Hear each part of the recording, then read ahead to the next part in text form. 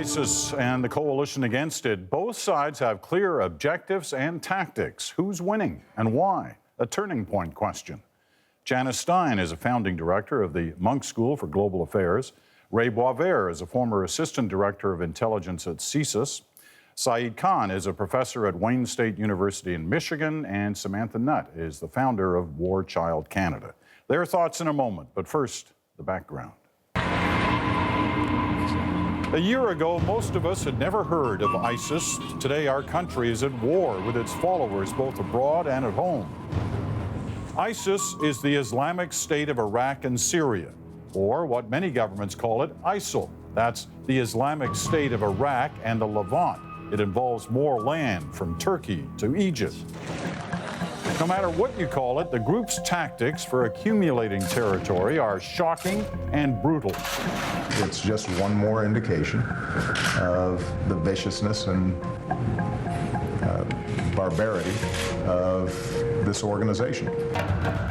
Murder, religious opposition, take foreign relief workers and journalists hostage, and then video their beheadings.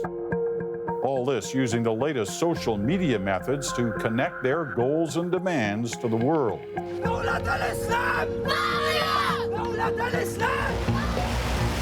The coalition has its tactics too. Bomb from the air, use special forces to conduct what some say is a ground war under the guise of training Iraqi forces, and use whatever means legally possible to track those prepared to commit terrorist acts within their own borders. The highest responsibility of our government, of any Canadian government, is to keep Canadians safe and to keep our country secure. A year later, what's really changed? Whose tactics have the upper hand? Can either side actually win? Let's look for the answers. All right, let's deal with ISIS tactics first. We saw today a new form of brutality in their hostage-taking, the end of a hostage-taking. Is this stuff effective, Janice? Apparently it is, Peter. It's the violence that acts as a magnet. It glorifies the movement. It's effective in recruiting. It's effective in fundraising. And it's effective in burnishing the reputation of the Islamic State as the stand-up group in the region that defies the West. You know, so many in the West can't believe that it's effective. Saeed, you agree with Janice on this? I do. I think Janice is exactly right. And what this really is demonstrating, as far as ISIS is concerned, is it shows the impotence of the West to really be able to provide a counter to it. The fact that these are soft targets, journalists, relief workers, there are aplenty, and there's really no effective way that they can then be protected or defended. There's an endless stream of potential victims here. Why so brutal, Sam? Because it gets attention, Peter, as we can see, and even the level of brutality appears to be increasing, as impossible as that is for many of us to believe. It also has a secondary benefit for groups like ISIL in that they are trying to control and subjugate a population, some of whom do not agree with them. And so we've seen these kind of tactics deployed in Iraq in the past, for example, when Saddam Hussein was in power. Just putting this very kind of brutal, these brutal incidents out there means that people are more afraid and more afraid to rise up, and obviously more cooperative, unfortunately. Ray, I want you to look at some numbers the New York Times put together, because it's trying to assess the hostages that have been taken. As far as we know, and there may be more, but as far as we know, at least in the New York Times calculation of things, there have been 23 Western hostages held in Syria. 15 were released, 6 killed. That leaves just 2 still alive. Can they sustain this with just 2 hostages left? Absolutely. There's still great propaganda value when somebody's held hostage. The play today was a very extreme one, because I think they're at a point where that pipeline of high-value hostages is drying up to some degree. So I kind of suspected they would up that level of violence, and they proved us correct today. They have. So I think as a result, those 2 will probably remain in captivity. Depends on their profiles, depends on how negotiations are going, but ultimately they have no interest in a negotiated finale. It's just a question of organizing an end of moment that'll capture the headlines, because they realize in Western society we are quite desensitized to violence because of the way we portray our pop culture and our movies. And I think it speaks to the idea that there are people working with them who understand that. Therefore, the threshold of violence has to be off the scale. How do you counter this? There's not really an effective way to counter it, Peter. Some governments in the West negotiate with terrorists, despite all. A lot more than we tend to realize, A lot right? more. There's a lot of rhetoric around this, but the reality is that they are negotiating, and they're negotiating on two fronts. They're finding third parties to pay ransom, and they're exchanging prisoners. The bigger picture here, though, is the pipeline is slowing down. There's only two. So what we're seeing is a diminishing rate of hostage taking, which suggests there is going to be, there'll always be one or two, but the situation that we've seen over the last year, 23 hostages, I think we're seeing a falling rate of return on this. All right, let's look at where, as far as we know, ISIS is, what land it controls, where it has support. Look at this chart. Red is for control, where ISIS has control. But look at that big yellow chunk of territory. That's where they have support. What's significant about that, Sam?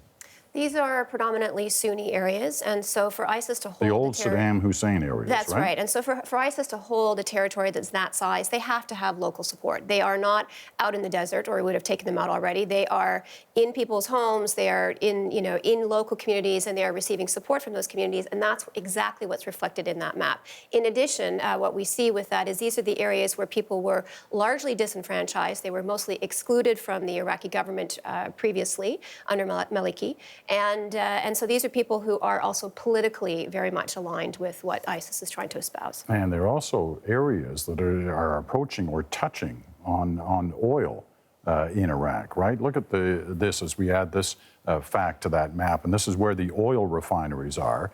Remember, red is control, yellow is support. The black dots are where there are oil refineries. When you look at that, you start wondering how oil plays into all of this. How does it, Saeed? Well, oil has two major functions. First of all, it is an exportable item, particularly for Iraq itself, as well as for the Kurdish regions in the north.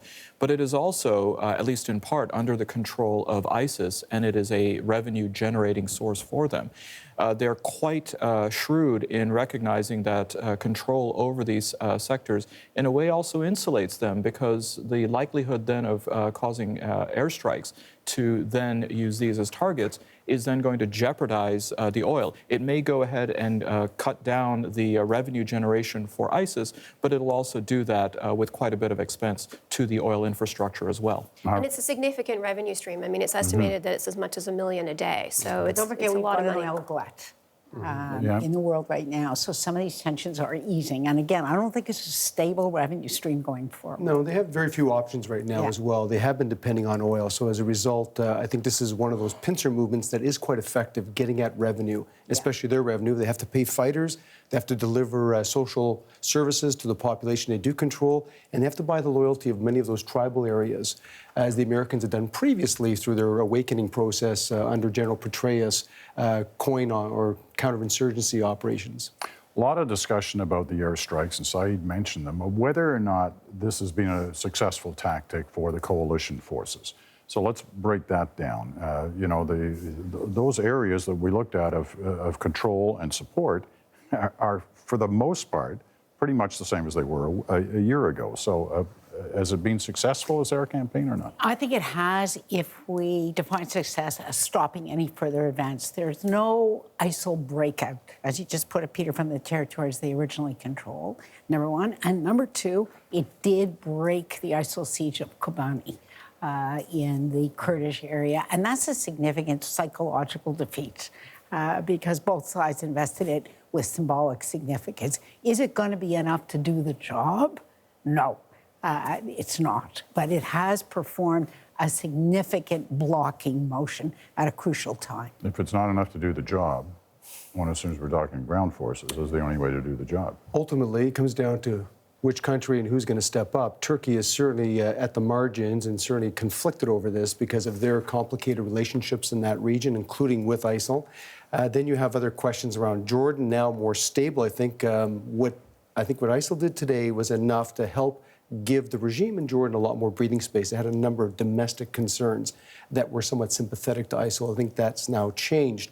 So I'm still a firm believer that for the moment, air campaign does help because it does limit, it does reduce the potential of a breakout, but it comes down to special forces, and we've seen Canadian soldiers have played a big part of that. And ultimately, it'll be special services in terms of intelligence and nibbling at the edges. I would suggest putting Western boots on the ground takes us kind of back to the initial invasion of Iraq. That changes and gives ISIL and others the opportunity to twist a narrative up against us. They'll say, the West is at war with Islam. Here's the proof. And, you know, we've seen that story unfold so many times over the last 100 years, not just the last 20 years. One of the other major tactics that a number of coalition countries are using is new security legislation. We saw new legislation introduced in this country last week. Is that going to work? Is that an effective tool, Sam?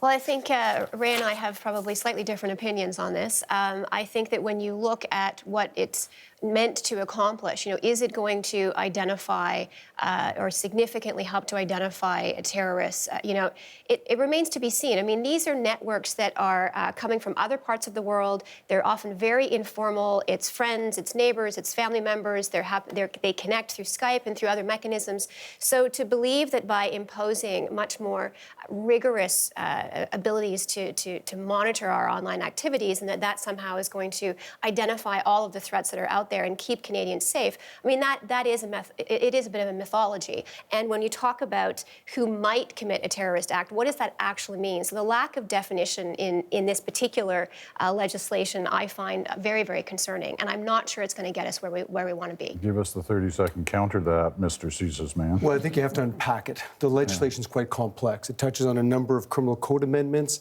It does get into this area where it gets very gray, and that's the issue of radicalization and propaganda and so on. But more importantly, there's a lot of very useful tools that have been now given into the hands of CSIS that has a slightly lower threshold of investigation than the RCMP. CSIS has now the ability to act directly to do very simple things. Stop somebody from traveling to a foreign zone, perhaps get at some of the money, and hopefully get at some of the people who propagandize or influence or try to convert others to take up violence. We should note that without these new powers in the new legislation, they made a pretty significant arrest today. Oh, they did. Without they that. did. But I think this ultimately gives them more tools in the toolbox because we've seen cases where the threshold has been too high to convince a Crown and likely to convince a judge on prosecution. So some adjustments are probably necessary. Okay, I got to take a break. But Saeed, quickly on the security legislation issue overall, where are you on that? Well, I think the rhetoric of Prime Minister Harper is particularly problematic, saying that this legislation is designed to ferret people out in basements and in mosques. The basement issue is probably true. These people are not radicalizing in mosques. They're radicalizing at Tim Hortons, maybe in the basement. They are radicalizing in the ether in the virtual world, and that makes it a much more difficult case for the Prime Minister to make that this kind of legislation is going to work, and doing so at the expense of alienating and antagonizing the Muslim community is very irresponsible. We've got to take a quick break, but when we come back, this question: is this a war either side can ever win?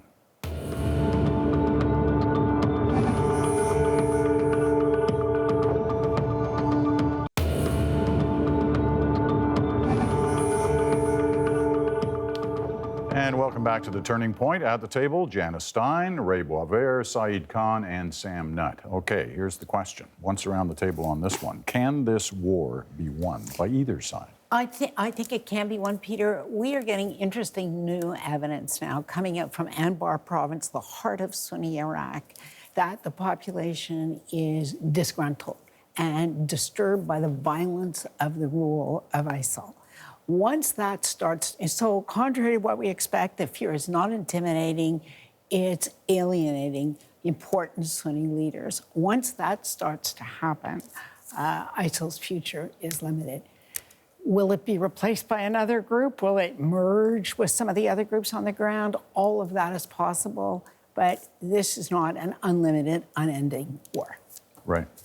I agree. It'll be a long-term conflict, but one will take many, many years. And I think, unfortunately, our societies are more geared towards very short episodes of CSI and other sort of quick things. We get the end, the conclusion, move on to the next episode. It'll be one, it'll be very costly. We'll have to be very, very patient. I agree. I think the revolts that are starting to emerge within, perhaps today there was a turning point. The killing, the murder, the horrible way that the poor officer died, may be enough to galvanize public opinion that was just on the edge, even within Iraq and Syria. But I don't expect that this will be done anytime soon, and we'll have to stay focused, focused, focused. We always have a tendency to move to the next shiny object. Saeed. I don't think it can be won, but I think it can be lost. I think that for ISIS, the main thing, as Ray said, is if enough people become disgusted by this movement, there's going to be an ebbing of support for it. At the same time, I think we have to be cognizant of the fact that ISIS is mutating. If it starts to be seen more as a transnational presence than as a regional phenomenon, that is going to prolong the conflict even further. You got the last word, Sam. I think the world has already lost. I think that when you look at the hundreds of thousands of people who've lost their lives in both Iraq and Syria, if you look at the millions who've been displaced, if you think that this is the extension of another unwinnable war, which was the 2003 war in Iraq, it is ISIS now. It was previous to that. It was Al-Qaeda-related groups. They may be defeated in their current form, but they will evolve as long as those ideological drivers are still there. And they are. I mean, essentially, this is a reshaping of the Arab world. This is a battle for control between Iran and Saudi Arabia, and it's not going away anytime soon. So I do agree that this is something that's we're going to be looking at for the next decade. Whether it's ISIS or another group, I think it's going to be very insecure for many years to come.